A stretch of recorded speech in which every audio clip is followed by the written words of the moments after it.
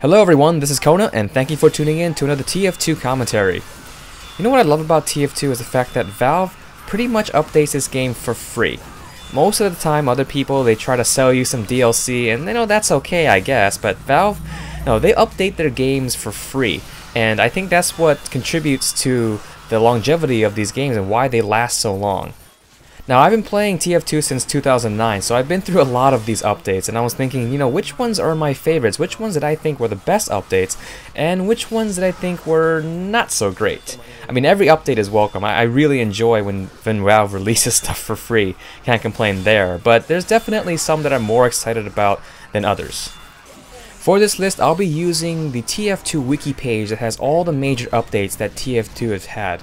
And keep in mind that I bought TF2 when it was part of the Orange Box in 2009, so I haven't missed a whole lot of updates, but I've been through a lot of them.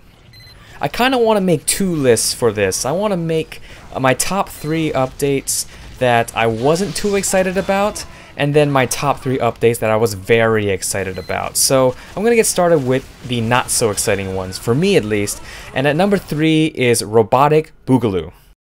Now this was a very first community-made update to TF2, and I think they did a fantastic job with making all the hats. I mean, there's a ton of hats. My only issue was that these hats sort of already existed. They made robotic versions of these hats, and when I put them on, some of them are really hard to tell that they were the robotic version unless you actually look at the name of it. Otherwise, they had similar coloring. You can tell that they're metal, but only if you look really, really closely. And when you're in the middle of a fight, unless you're like in that freeze frame of when you get killed or something like that, then yeah, you'll notice it. But most of the time, I couldn't tell the difference between the robotic version from the Boogaloo update and the regular one. And the thing is, it was all cosmetics as well. There were no new weapons or anything like that. So again, we love cosmetics, but maybe it was a little bit too much. Alright, these next 2 updates actually were tied for the most sort of not that interesting to me, kind of disappointing update of TF2, and they happened about a year apart, and that's Scream Fortress for the last 2 years. Now, the main reason why I thought the 5th annual and 6th annual Scream Fortress events were kind of a disappointment was because there were no new bosses during these years. They did redo the maps, but one of the reasons why I like to, play TF2 during Halloween and why I get excited is because of new bosses. I still remember, the headless horseman. It's always gonna screw me up.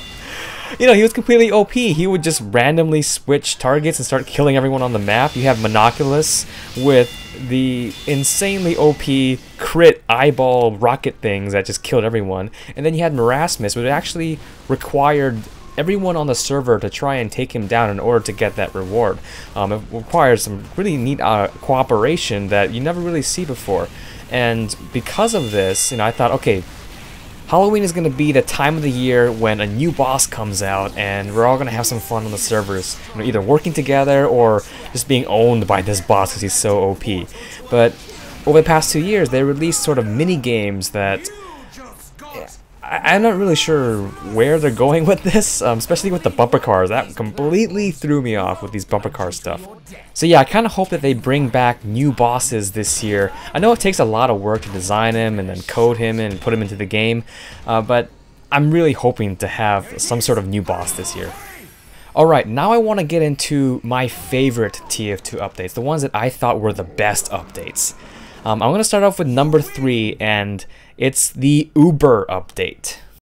Now this update was huge. There were so many new things in this update, and so many new weapons. There was some cosmetics. I think they were part of the class set that came with these weapons, but the weapons were just so much fun.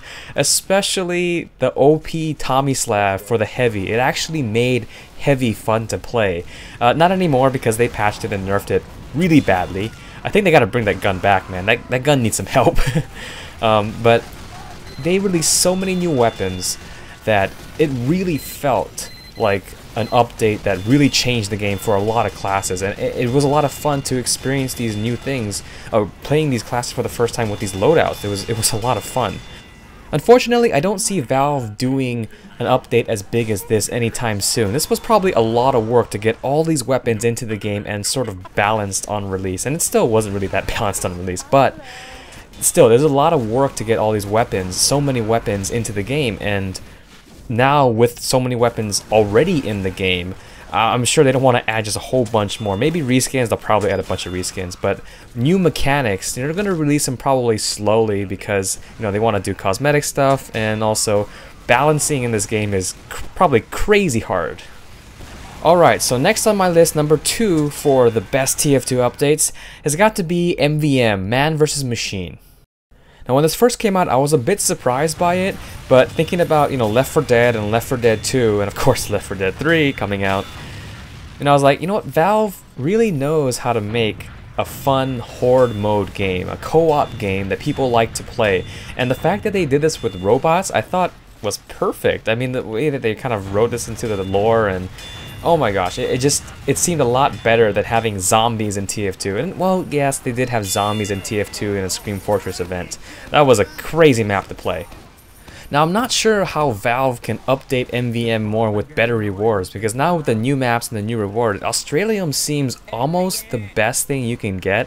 What would be even crazier would be the Australium, like the wrench that can turn people to gold. Imagine if you had a special Australium that turned people to gold every time you killed them. That would be, no, that'd be kind of weird actually. Maybe not. But it seems like, I don't know what could be better than Australium. So maybe they'll release some new maps, but if they do, I'm not sure what the rewards are going to be for that map. Alright, now it's time for my number 1 TF2 update, the one I thought was the best. And it was actually my very first update that I experienced, so it's kind of biased. But anyway, it is the Sniper vs. Spy update. Now, the reason why I think this is the best TF2 update is not only because of the weapons. I mean, you got the Huntsman Sniper, which completely changed the way you play Sniper. And then you have the Dead Ranger Spy, which completely changed the way you play Spy. Even though it's been tweaked and nerfed kind of a bit, it's still a lot of fun. The reason why I like this update so much is because it puts two classes against each other in sort of a rivalry. This was the first time that Valve did a class versus class update, and I really liked that. They did it again for the Soldier versus Demoman in the War update, which was a lot of fun. And, you know, I think it makes sense to do these updates where it puts one class versus another in a rivalry, because TF2 is built kind of like it's like a rock, paper, scissors game. By the way, I keep missing this guy. This is when it's not so good to have auto reload on a revolver. It's worse with the Ambassador, but I keep missing, and probably the fact that I have 120 ping on this server doesn't help with that either. So I'll finally get him. Gosh. But yeah, I wish Valve would release more of these class versus class updates. You know, maybe, I don't know, maybe the next one is like Spy versus NG. I don't know. But I think when you have these rivalries, it gets people excited, not only about one class, but two classes.